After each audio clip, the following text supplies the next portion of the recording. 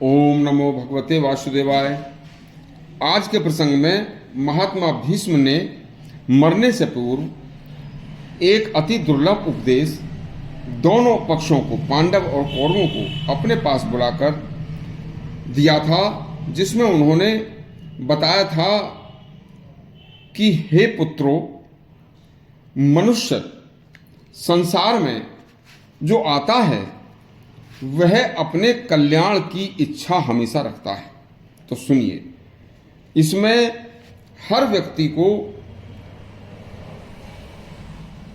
शरीर से 3, वाणी से 4 और मन से 3 जो 10 महापाप होते हैं, इनको त्याग देना चाहिए। इनके बारे में भीष्म जी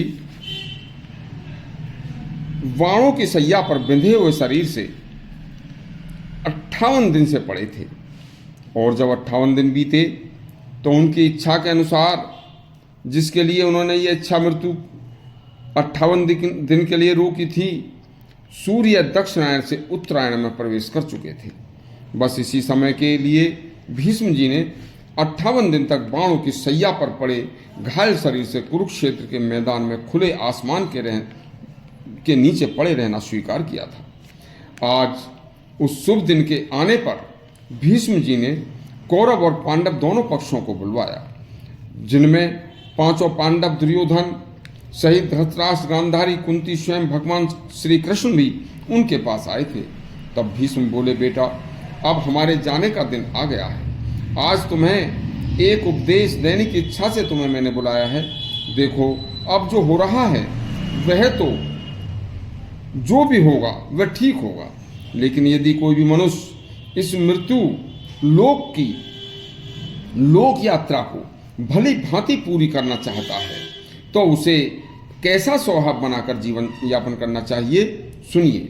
बेटा, ऐसी इच्छा रखने वाले मनुष्य को शरीर से होने वाले 3, वाणी से होने वाले 4 और मन से होने वाले 3 कार्य, ये 10 कार्य महापाप की श्रेणी में आते हैं।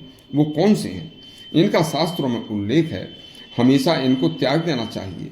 अब ध्यान देकर सुनो। नंबर 1, शरीर से होने वाले जो 3 कार्य हैं वो हैं हिंसा, चोरी, पर स्त्री गमन। यह 3 कार्य शरीर से होने वाले कार्य हैं।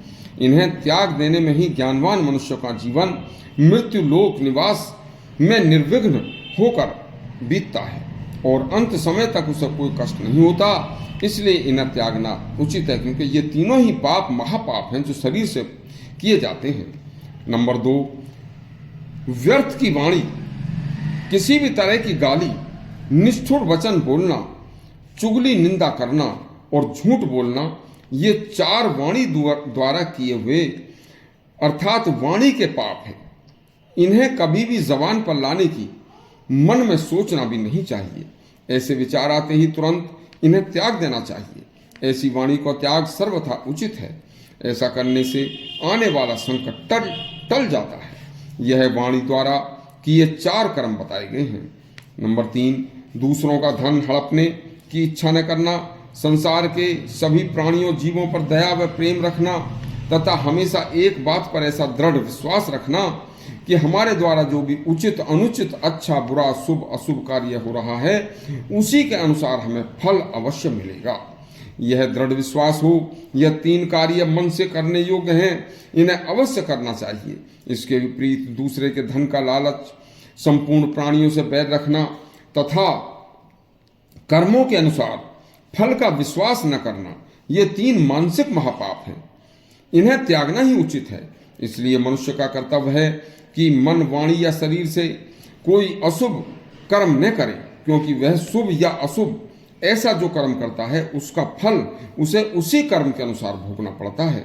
हे पुत्रों, जो भी अशुभ आज आप अपने नेत्रों से यहाँ देख रहे हो वह सब शरीर से 3 और वाणी से 4 तथा मन से 3 ऐसे 10 महादुष्कर्मों का ही परिणाम है। यह प्रसंग महात्मा भीष्म पितामह अति कल्याणकारी प्रसंग को उन्होंने सुनाया। इस प्रसंग को सुनकर जो भी आत्मसात करेगा वह संसार सागर के हर कष्ट से बचकर अंत में मोक्ष को प्राप्त होगा। इस तरह के और शास्त्रोक्त प्रसंग सुनने के लिए हमारा चैनल सब्सक्राइब करें और घंटी दबाएं। धन्यवाद।